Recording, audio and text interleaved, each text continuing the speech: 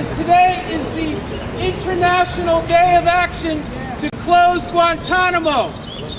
The U.S.-run prison at Guantanamo continues to hold upwards of 150 prisoners for 12 years without charge, without the opportunity to see any evidence against them.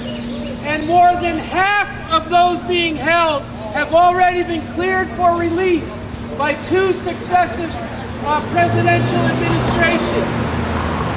Guantanamo is a crime against humanity. It is a shame on this nation.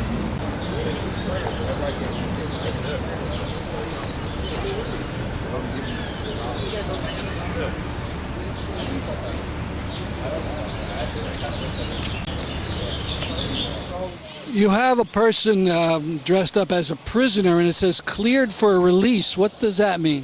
So the majority of the prisoners being held at Guantanamo currently have been cleared for release by U.S. authorities, meaning that they are not people who would be successfully charged and convicted and jailed under the U.S. justice system, nor are they suspected of being enemy combatants, and so they wouldn't come under the military system either.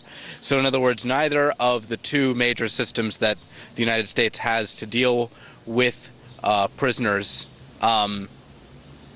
is able to do anything with them, and that there's essentially therefore no reason for them to be held.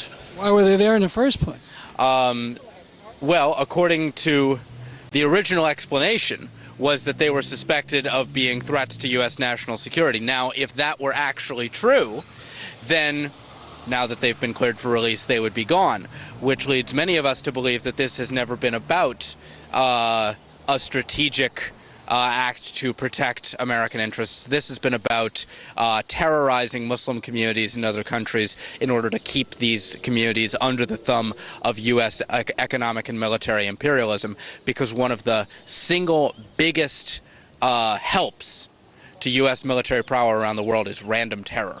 So the fact that this doesn't make any sense, the fact that it doesn't make any sense for these people to be held here, probably means that this is just random violence that the United States is propagating in order to scare everybody into line. Now, perhaps a year ago there were big hunger strikes among the prisoners, and force feeding was an issue, and a famous rapper had himself force fed just to see what it was like. But then that kind of thing has kind of faded away, at least from the main media. Is there still hunger strikes? There are absolutely still hunger strikes. It's obviously difficult to confirm information from within the prison, but the best we know is that yes, prisoners inside are still resisting, and people with Witness Against Torture across the country are still doing fasts and also indefinite hunger strikes in resistance to this imperial violence by the United States. Tell us more about Witness Against Torture. So Witness Against Torture is a national organization that includes folks from Catholic worker communities and other communities in other faith traditions as well as people of no faith who are interested in exposing the injustice of what is happening at Guantanamo. So as you just mentioned, the mainstream media is not always consistent. The White House is obviously not consistent in its messaging, so somebody needs to be consistently speaking the truth. And so this is a national organization that's designed to do just that, to consistently speak the truth about what is happening at Guantanamo until it stops.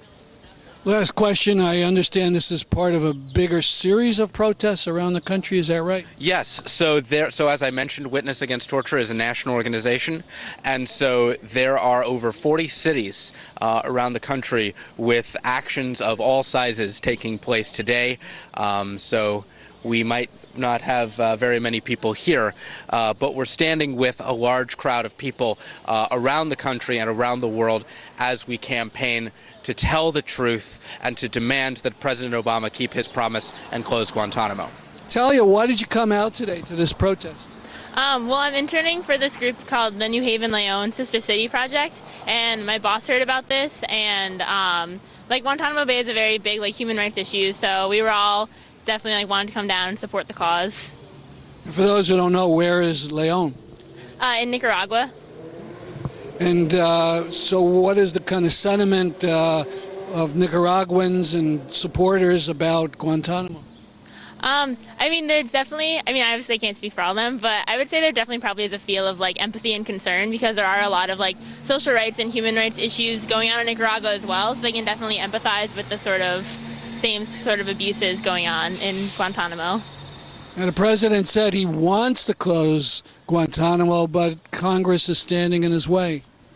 Yeah, I mean, like, it's definitely true to, like, a certain extent, but I feel like this is definitely be more of, like, a pressing issue as it is. Like, just to, like, blame it on, like, gridlock is, like, not enough because it's, like, it's a human rights issue. It needs to be addressed, like, as soon as it can, which is now.